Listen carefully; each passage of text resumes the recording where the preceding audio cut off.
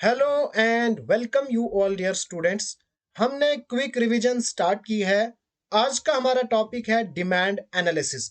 Super crash course में demand analysis पे already मैंने बहुत सारे इंपॉर्टेंट एमसीक्यूज डिस्कस किए हैं।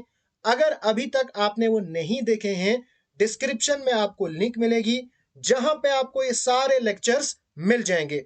यहाँ पे मैं कुछ एडिशनल एमसीक्यूज डिस्कस करूंगा जो कि आपके एग्जामिनेशन पॉइंट ऑफ व्यू से काफी इंपॉर्टेंट रहेंगे। इसलिए मैं आपको सजेस्ट करूंगा इस वीडियो को स्टार्टिंग से लेके एंड तक जरूर देखना। एक भी क्वेश्चन आपने मिस नहीं करना है। अगर आपको इन सारे लेक्चर्स की अपडेट चाहिए तो टेलीग्राम पे जाओ, वहां पे सर्च करो मलिक ट्यूटोरियल ऑफिशियल, उस ग्रुप को ज्वाइन करो। वहां पे आपको सारी अपडेट्स एंड इंफॉर्मेशन मिल जाएगी। Now let us start. पहला क्वेश्चन हमारे पास है, which of the following things is essential to become effective demand. Now effective demand क्या होती है? डिमांड सिंपल एक डिजायर होती है, ठीक है। यानी जो पहला हमारे पास है डिजायर फॉर अ कमोडिटी। जब तक ना किसी कमोडिटी किसी चीज की डिजायर होगी कि मुझे ये चाहिए, तब तक वो डिमांड नहीं बन सकती है। ये आपके लिए होनी चाहिए। उसके बाद विलिंगनेस टू पे एंड एबिलिटी टू पे फॉर द कमोडिटी। आपके पास उतने पैसे होने चाहिए कि आप वो चीज खरीद सकते हो। यानी आपके पास एबिलिटी भी होनी चाहिए और विलिंगनेस भी होनी चाहिए। अगर आप कमीने होंगे फिर आपके लिए वो डिमांड नहीं है। आपको विलिंगनेस भी है, आप विलिंग हो जाओ कि ये चीज मुझे खरीदनी है, आपके पास पैसे भी हैं, डिजायर भी है, तब जाके वो क्या बनेगी? Effective demand. यानी यहां पे हमारे पास जो करेक्ट ऑप्शन है वो है D option. Next question, which of the following depicts demand for complementary goods. इनमें से कौन सी डिमांड ये शो करती है? Demand for complementary goods. Now complementary goods कौन से गुड्स होते हैं? कॉम्प्लीमेंट्री गुड्स वो गुड्स होते हैं जिनको हम साथ में डिमांड करते हैं। यानी अगर हम एक चीज खरीदेंगे तो दूसरी चीज खरीदनी ही खरीदनी पड़ेगी, ठीक है। जैसे फॉर एग्जांपल आपने कार खरीदी, तो खाली कार को आप क्या करोगे? जब तक ना उसमें आप पेट्रोल डालोगे, यानी कार खरीदोगे फिर आपको पेट्रोल भी खरीदना पड़ेगा। या पेन, जिस पेन के अंदर इंक लगती है, पेन आपने खरीदा तो इंक भी आपको खरीदनी पड़ेगी। उनको हम कहते हैं कॉम्प्लीमेंट्री गुड्स और इसी डिमांड को हम कहते हैं जॉइंट डिमांड। यानी first option is the correct answer. अब हम बाकी ऑप्शंस को देखेंगे। हमारे पास सेकंड ऑप्शन है derive demand. Now derive demand क्या होती है? Is the demand for a product that comes from the uses of other. हम एक चीज यूज करते हैं, फिर इस चीज से डिमांड अराइज होती है किसी और चीज की। जैसे फॉर एग्जांपल आप अपने घर में मिस्त्री लगाते हो, ठीक है।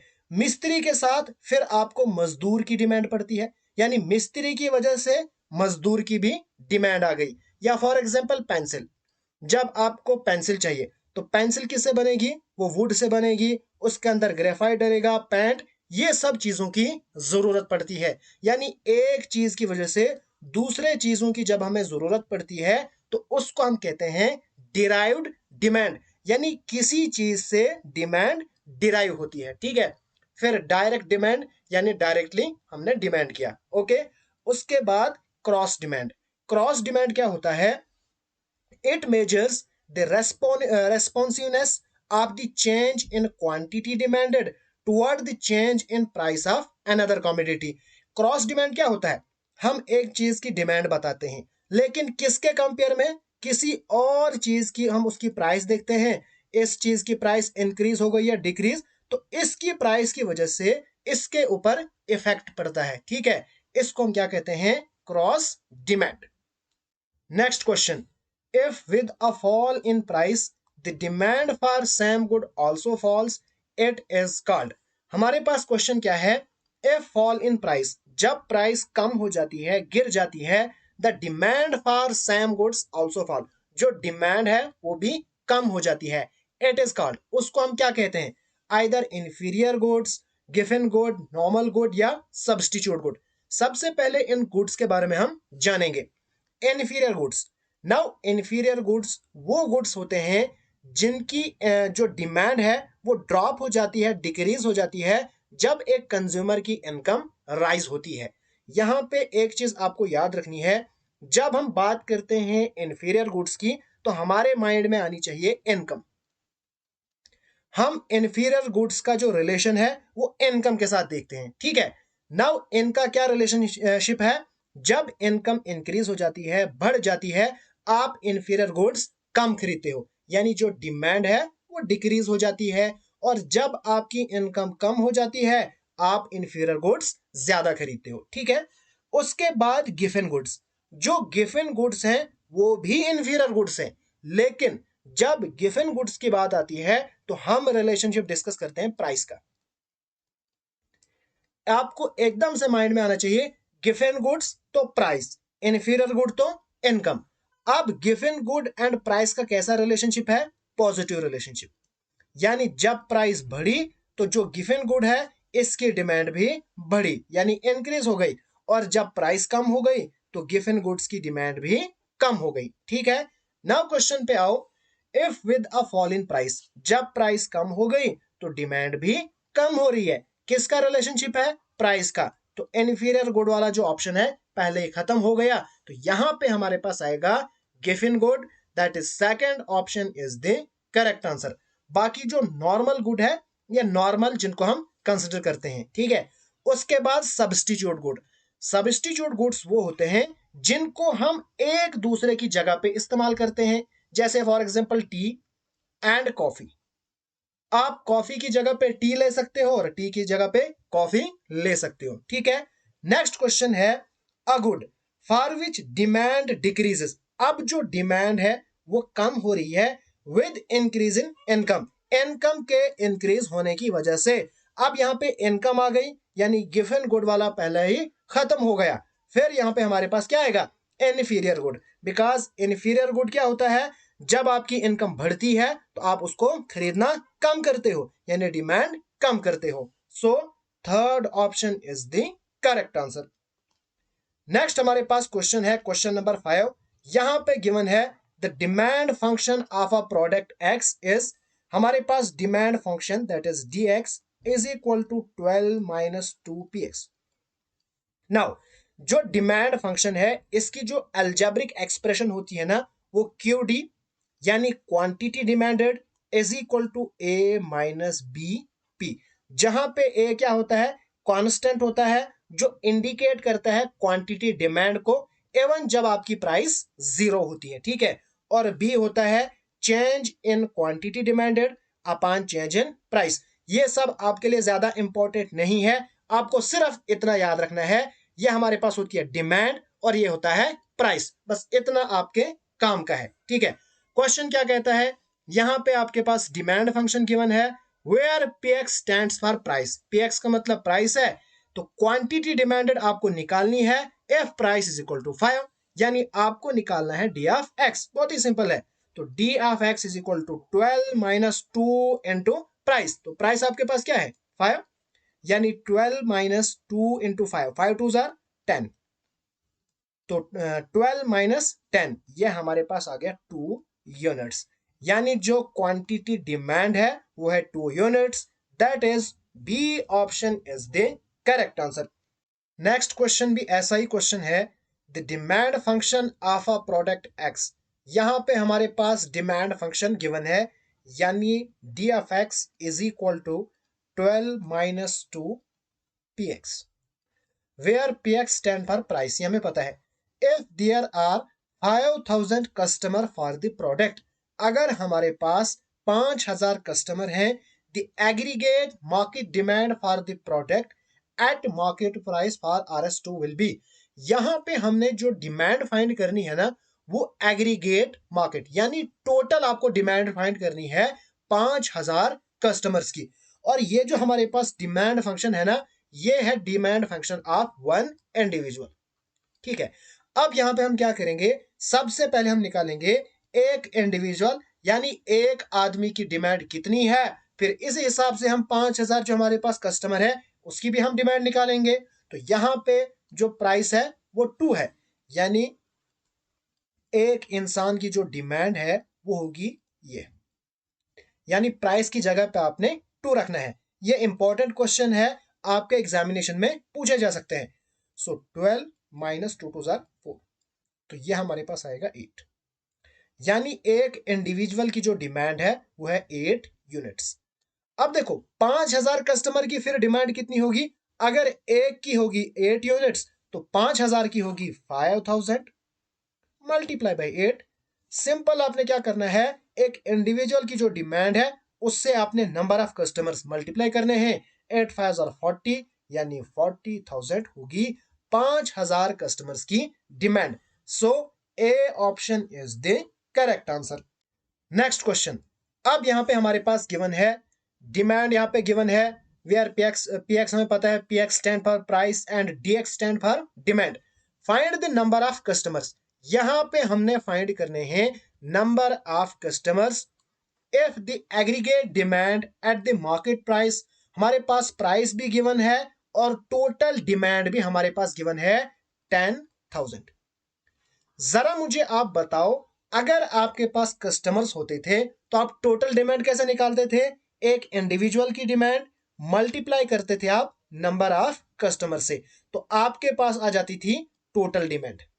ठीक है, यहीं पे अब आपको क्या करना है, अगर आपको निकालना है नंबर ऑफ कस्टमर्स, ये जो इंडिविजुअल डिमांड है ये इधर आएगी, यानी टोटल डिमांड को आपने डिवाइड करना है इंडिविजुअल डिमांड से। ठीक है, हमारे पास एक इंडिविजुअल का जो डिमांड फंक्शन है 14 माइनस 3px, यही है ना? ओके, अब मार्केट प्राइस है 4, यानी आपके पास बनेगा 14 माइनस 3 इंटू 4, ये हमारे पास बनेगा 4 3 12, दैट इज 14 माइनस 12, और इंडिविजुअल डिमांड हमारे पास आ गई 2 यूनिट्स। ठीक है, यानी एक कस्टमर की, एक इंसान की जो डिमांड है वो 2 यूनिट्स है। अब टोटल जो हमारे पास वो है 10,000। तो 10,000 को जब आप डिवाइड करोगे एक इंडिविजुअल डिमांड, तो आपके पास आएंगे नंबर ऑफ कस्टमर, तो ये आपके पास बनेगा 5,000 डिवाइड करके। ठीक है, so here D option is the correct answer. Next question. The individual demand and supply function of a product are given as. इस क्वेश्चन में हमारे पास individual demand function and supply function दोनों हमारे पास गिवन है। अब जो डिमांड फंक्शन है इसमें और सप्लाई फंक्शन में एक ही फर्क है, जो बीच में है ना, यहाँ पे प्लस है और यहाँ पे माइनस होता है, बाकी यहाँ पे सेम ही होता है। एस एक्स क्या डिनोट करता है? सप्लाई।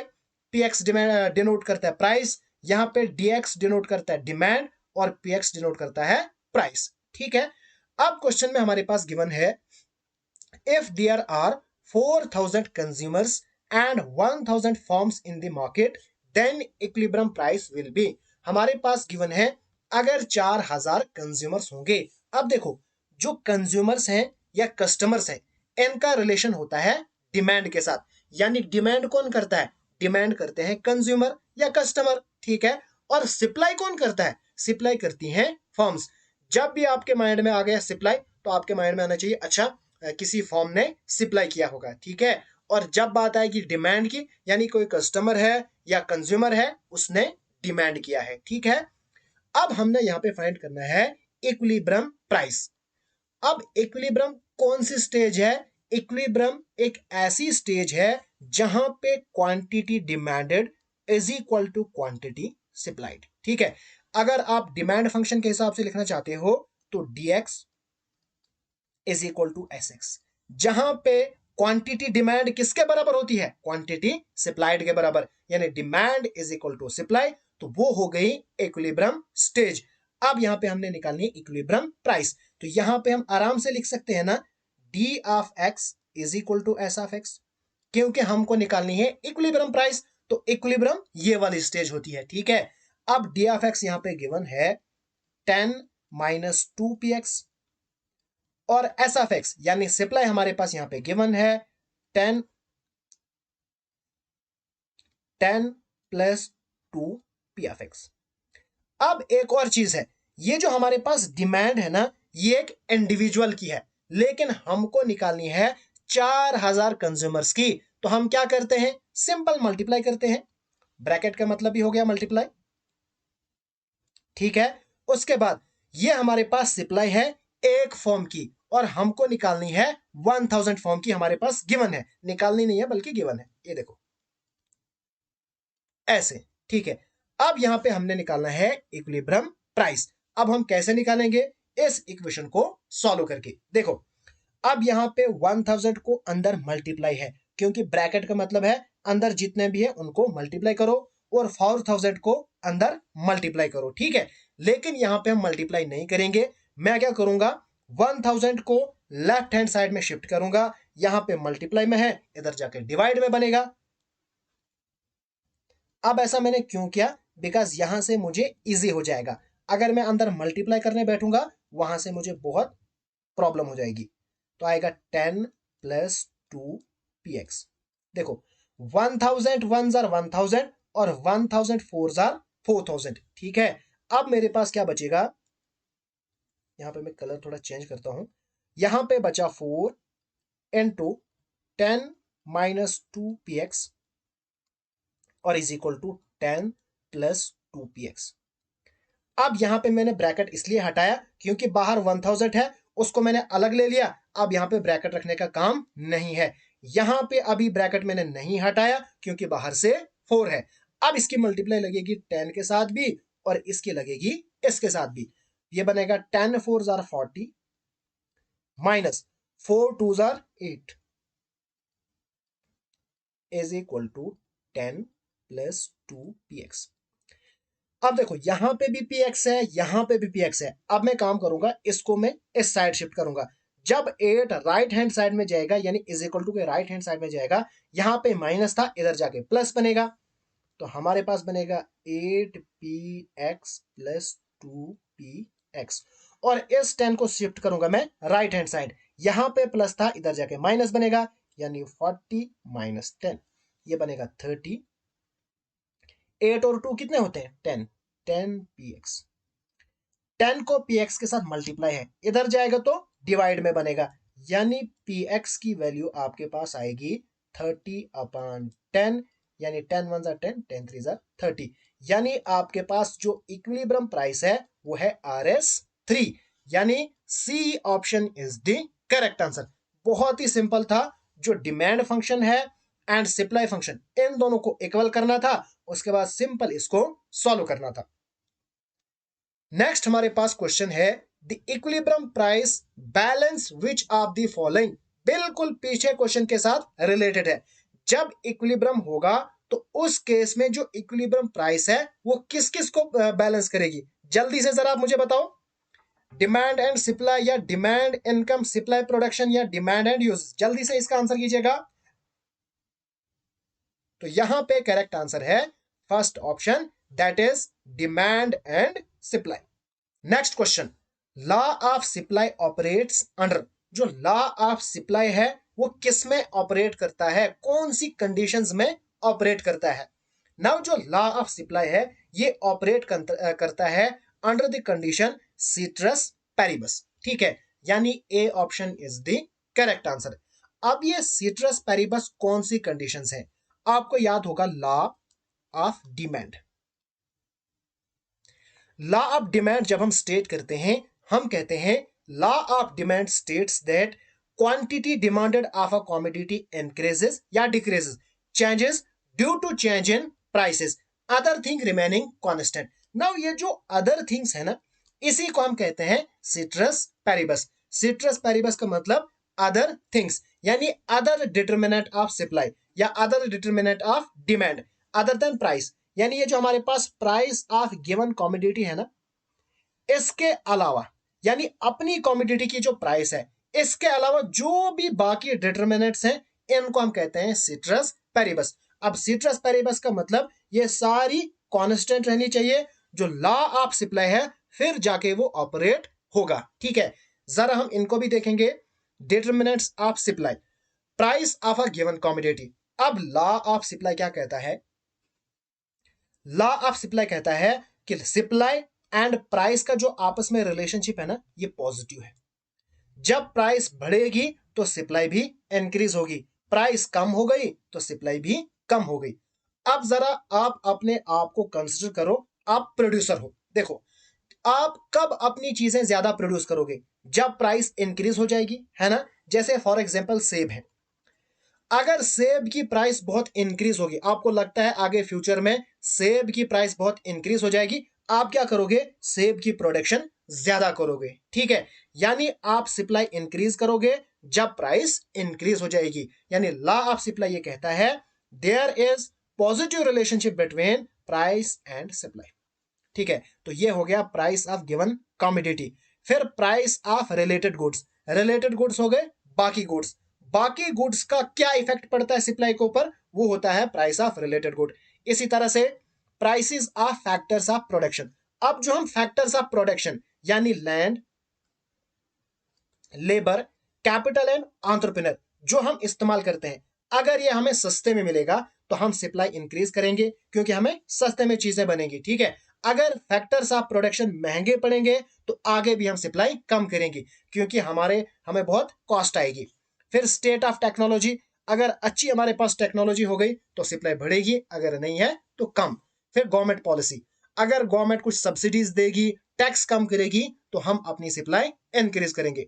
फिर गोल ऑफ द फॉर्म, अब जो फॉर्म है अगर इसका गोल है प्रॉफिट मैक्सिमाइजेशन तो वो चीजें तभी ज्यादा सप्लाई करेगी जब प्राइस अच्छी होगी, यानी प्राइस ठीक ठाक होगी।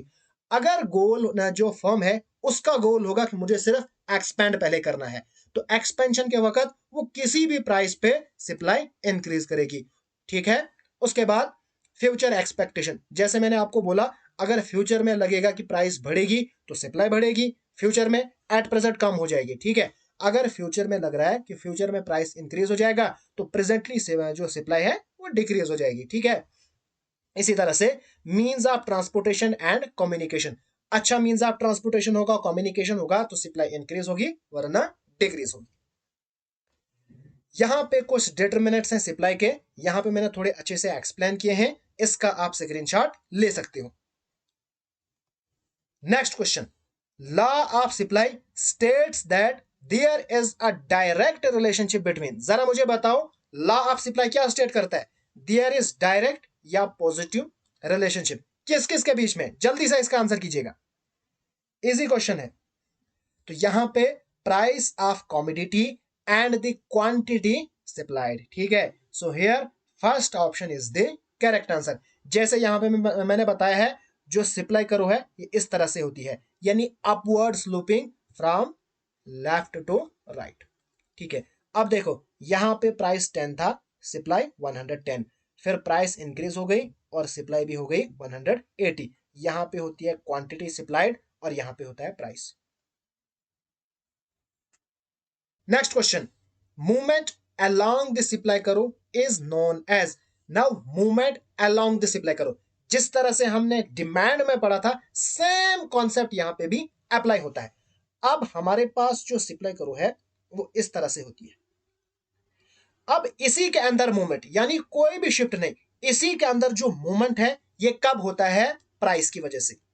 कौन सी price? Price of own commodity, अपनी जो मतलब गुड्स की जो अपनी प्राइस है उसकी वजह से जो भी चेंज आता है सप्लाई के अंदर तो उसी को हम कहते हैं मूवमेंट अलोंग द सप्लाई करो, या expansion and contraction of supply, या चेंज इन क्वांटिटी सप्लाइड। इसको आपने बारीकी से देखना है।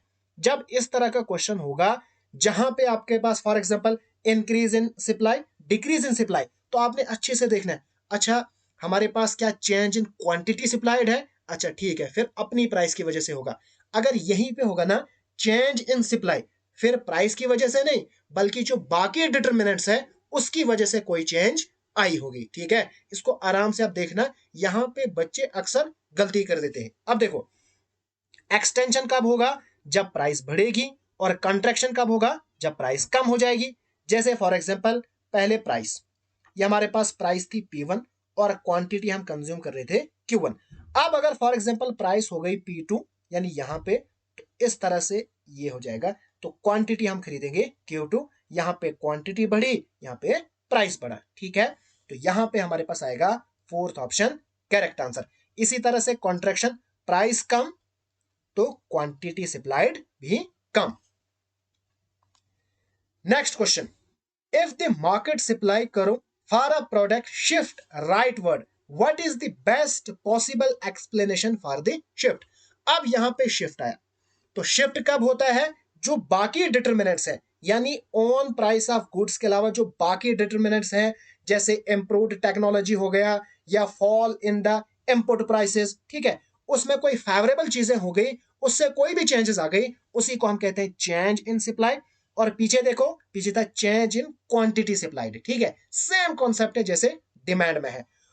अब देखो क्वेश्चन क्या कहता है, if the market supply curve for a product shift rightward. अब यहां पे शिफ्ट होता है, जब यहां की तरफ राइटवर्ड होगा तो इंक्रीज इन सप्लाई, इधर की तरफ होगा तो डिक्रीज इन सप्लाई। कैसे, देखो ये हमारे पास था, पहले ये हमारे पास क्या थी, सॉरी मैं लेता हूं ये वाला, ये हमारे पास थी प्राइस और ये हमारे पास थी क्यू। अब प्राइस में कुछ भी नहीं हुआ, बाकी जो डिटर्मिनेंट्स हैं, late us suppose that technology improve हो गई, प्राइस वही रही लेकिन क्वांटिटी इंक्रीज हो गई, ठीक है, तो ये हो गया, ये देखो यहां पे आएगा, यहां पे शिफ्ट हो गई सप्लाई करो। अगर फॉर एग्जांपल टेक्नोलॉजी में कुछ प्रॉब्लम आ गई तो हमारे पास यहां पे क्वांटिटी आई, यानी कम हो गई, यानी लेफ्ट। यहां पे आपने याद रखना है, अगर जो सप्लाई करो है, अगर वो लेफ्ट शिफ्ट हो गई यानी डिक्रीज हो गया सप्लाई में, अगर वो राइट की तरफ शिफ्ट हो गई यानी इंक्रीज हो गया सप्लाई में। अब क्वेश्चन कहता है, इफ द मार्केट करो for a product shift rightward, यानी शिफ्ट हो गई राइटवर्ड, यानी हमारे पास जो सप्लाई है वो इंक्रीज हो गई। सप्लाई क्या हो गई, इंक्रीज हो गई। किसकी वजह से इंक्रीज हो गई, increase in the price of raw material. अगर रॉ मटेरियल की प्राइस इंक्रीज होगी तो हमें महंगा पड़ेगा, हम चीजें कम बनाएंगे, यहां पे सप्लाई डिक्रीज होगी, ये ऑप्शन खत्म। बाकी इंट्रोडक्शन ऑफ टैक्स, जब टैक्स लगेगा तब भी प्राइस बढ़ेगी, तो हम क्या करेंगे, जब टैक्स लगेगा तो हमारी जो कॉस्ट है वो बढ़ जाएगी, ठीक है, तो हम कहेंगे कि नहीं भैया हम सप्लाई कम करेंगे, ये भी नहीं। उसके बाद इंट्रोडक्शन ऑफ न्यू टेक्निक, जब न्यू टेक्नोलॉजी इंट्रोड्यूस होगी तो उससे क्या हो जाएगा, जो कमोडिटी है वो चीपर, वो सस्ती बनेगी, तो हम ज्यादा बनाएंगे, ठीक है, तो यहां पे सप्लाई इंक्रीज हो जाएगा। तो सी ऑप्शन यहां पे बेस्ट पॉसिबल एक्सप्लेनेशन है। बहुत सारे बच्चे यहां पे भी कंफ्यूज होंगे, N advertising campaign that is successful in promoting the product, ये भी ठीक है, प्रोडक्ट की सप्लाई इंक्रीज होगी अगर वो सक्सेसफुल हो जाएंगे, लेकिन यहां पे बात हो रही है मार्केट सप्लाई करो की, ठीक है, मार्केट की यहां पे बात हो रही है, तो जो सी ऑप्शन है ये बेस्ट पॉसिबल एक्सप्लेनेशन है। नेक्स्ट हमारे पास क्वेश्चन है, question number 14, which of the following statement is true, इनमें से कौन सी स्टेटमेंट ट्रू है। पहला हमारे पास, when the supply increases both the price and the quantity will increase. जरा हम देखते हैं फिगर से, ये हमारे पास है, यहां पे मैं बनाता हूं, ये हमारे पास let us suppose that supply. अब कहता है when the supply increases, let us suppose that ये हमारे पास हो गई सप्लाई, क्वांटिटी सप्लाइड ये हो गया, both the price and quantity will increase, नहीं प्राइस तो बराबर रह सकती है, ठीक है, क्वांटिटी विल इंक्रीज, ये इंक्रीज हो जाएगी, यानी ये बिल्कुल गलत है।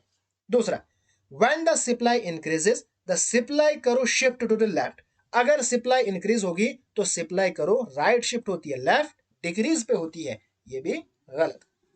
A shift in the supply करो toward the right result in the fall in price, इसको हम बाद में डिस्कस करेंगे, पहले इसको डिस्कस करो।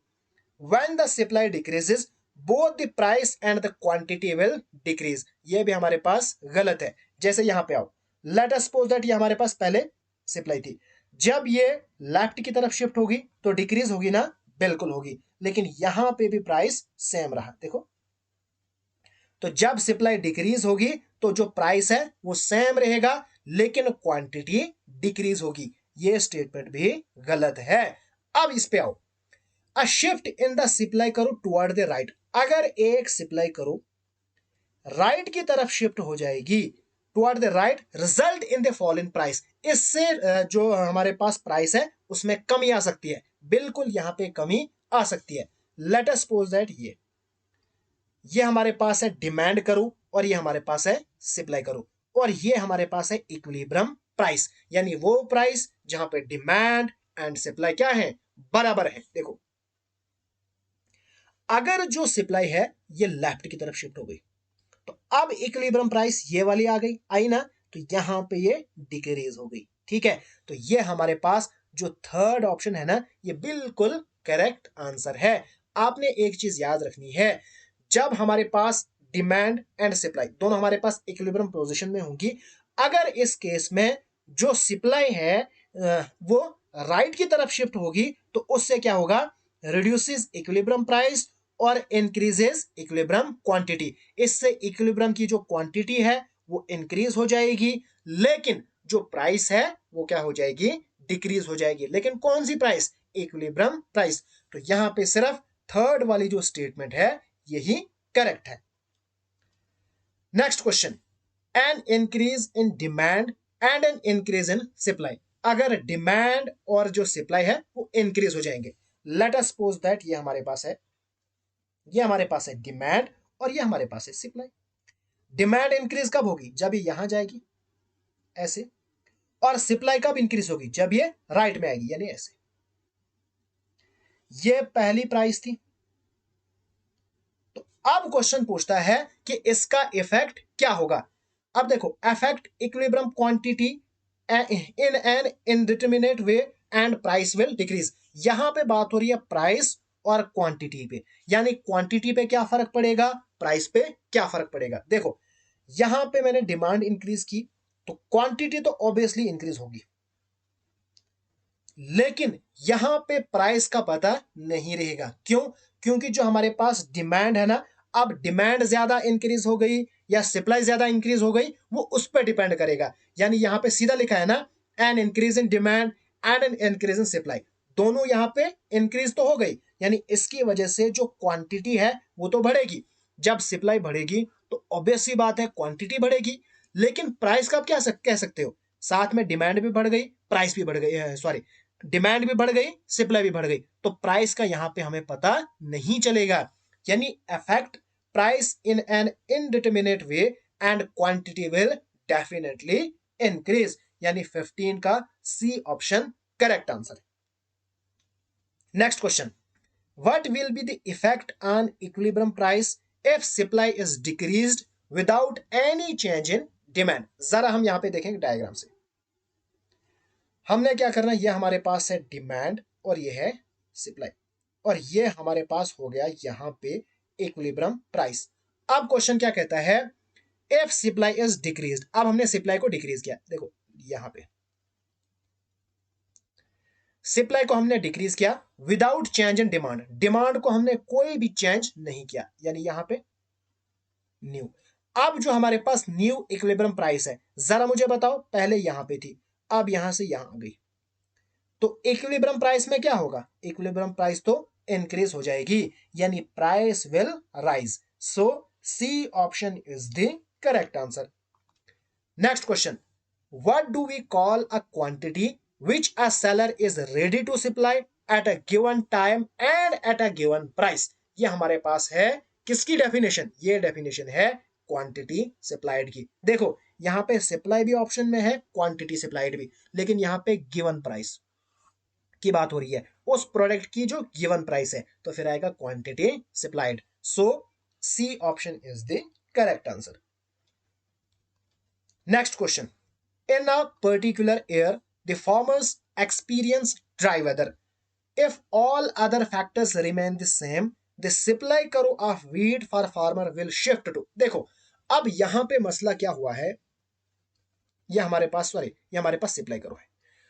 अब फार्मर एक्सपीरियंस ड्राई वेदर, कोई भी बारिश नहीं हुई, जब बारिश नहीं होगी तो फसल नहीं उगेगी, उसकी वजह से क्या होगा, फसल का यानी सप्लाई ऑफ जो वीट है राइस है कुछ भी है, जो सप्लाई है वो कम होगी, यानी इधर आएगी, डिक्रीज होगी ना, यानी जो सप्लाई करो है वो लेफ्ट की तरफ शिफ्ट करेगी, यानी यहां पे आएगा लेफ्टवर्ड डायरेक्शन में वो शिफ्ट होगी। सो third option is the correct answer.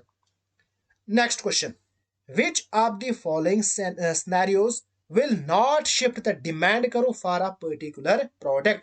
यहां पे हमने बताना है कौन से सिनेरियो में जो डिमांड करो है वो शिफ्ट नहीं होगी।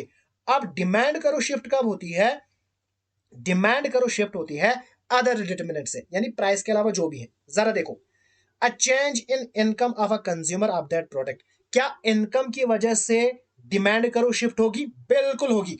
अगर इनकम बढ़ेगी तो आगे शिफ्ट होगी, अगर इनकम घटेगी तो पीछे शिफ्ट होगी, यानी ये तो नहीं आएगा। Effective advertising campaign by producer for a substitute good, किसी सब्स्टिट्यूट गुड्स के लिए जो प्रोड्यूसर है उसने एक इफेक्टिव कैंपेन चलाया, क्या उससे डिमांड बढ़ेगी? जरा मुझे बताओ। एक साइड से टी है, एक साइड से कॉफी है, टी वालों ने बहुत ज्यादा एडवर्टाइजमेंट की, क्या इससे डिमांड बढ़ेगी? बिल्कुल इससे डिमांड बढ़ेगी, तो ये ऑप्शन भी नहीं आएगा। हमने बोलना है कोई भी शिफ्ट नहीं होना चाहिए। उसके बाद a reduction in the price of raw material for that product, किसी प्रोडक्ट का जो रॉ मटेरियल है अगर उसकी प्राइस कम होगी तो उससे फायदा होगा प्रोड्यूसर को, वो अपनी सप्लाई इंक्रीज करेगा, उससे डिमांड पे कोई भी फर्क नहीं पड़ने वाला है, यानी third option is the correct answer. Next question, which among the following factor does not lead to a shift in the demand curve, इनमें से किसकी वजह से डिमांड करो में शिफ्ट नहीं होता है? अब ये जो क्वेश्चन है ये है आपके लिए, आपने लिखना है क्वेश्चन नंबर 20 और इसका आंसर मुझे चाहिए कमेंट बॉक्स में। आराम से क्वेश्चन को देखना, एक एक चीज आप फोकस करना, उसके बाद आपने इसका आंसर लिखना है, बिकॉज मैं देखूंगा आपको कितने इस टॉपिक की समझ आई है। सो यहीं पे आज का लेक्चर खत्म होता है। अगर आपको ये वीडियो पसंद आए प्लीज इस वीडियो को लाइक जरूर कीजिएगा।